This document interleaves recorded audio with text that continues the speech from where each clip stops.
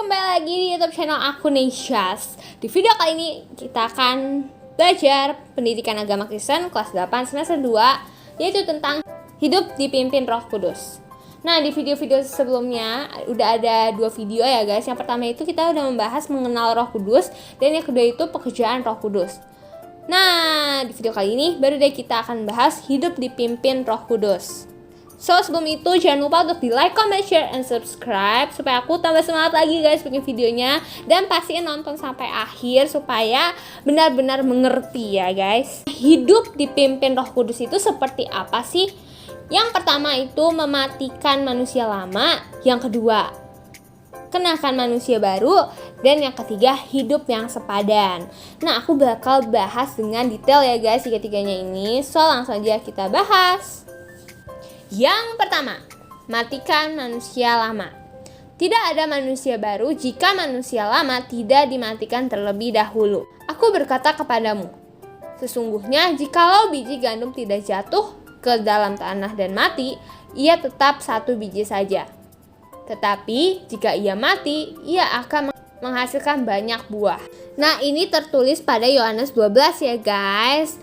Demikian juga dengan manusia guys. Tidak akan ada manusia baru jika manusia lama tidak dimatikan terlebih dahulu.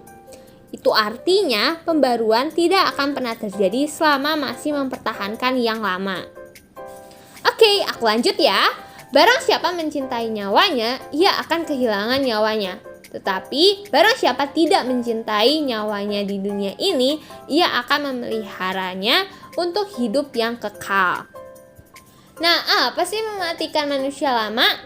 Matinya manusia lama menunjukkan kerelaan dan keseriusan untuk dibaharui terus-menerus sampai mati nanti.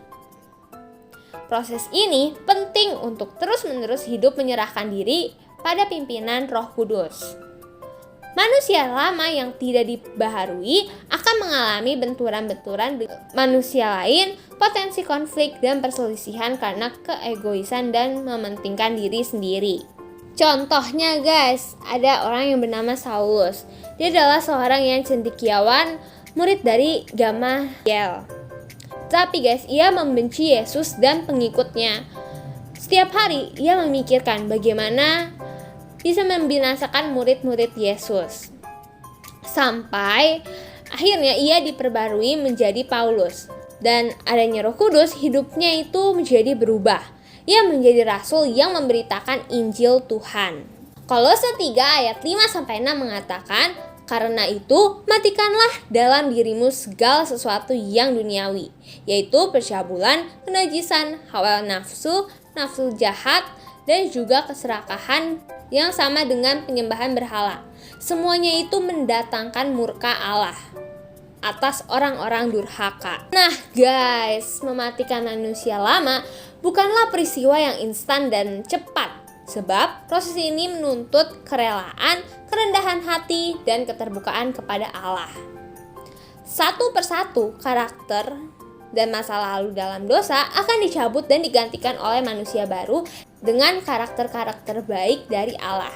Manusia itu sangat lemah dan tidak mampu melakukannya sendiri.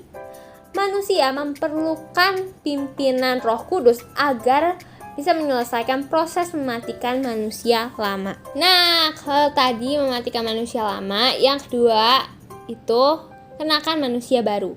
Mengenakan manusia baru artinya hidup bergantung pada pimpinan Roh Kudus untuk menaati kebenaran. Barang siapa menjadi milik Kristus Yesus, ia telah menyalibkan daging dengan segala hawa nafsu dan keinginannya. Ini ada pada Galatia 5 ayat 24. Manusia tidak dapat mengenakan manusia baru tanpa menanggalkan manusia lama. Keegoisan, kesombongan, harga diri, kesenangan, kebiasaan, pola pikir, cara berbicara, sikap yang kasar, mudah marah, keterikatan dengan kuasa gelap, percaya dukun, mabuk-mabukan. Nah, ini adalah contoh manusia lama. Semua karakter yang tidak baik dan akan dikikis, dipotong, dan dicabut agar dapat digantikan dengan karakter-karakter baik untuk hidup dalam penebusan dan keselamatan. Perlu kerendahan hati untuk dipimpin oleh Roh Kudus, hidup dalam kekudusan dan mengandalkan Tuhan.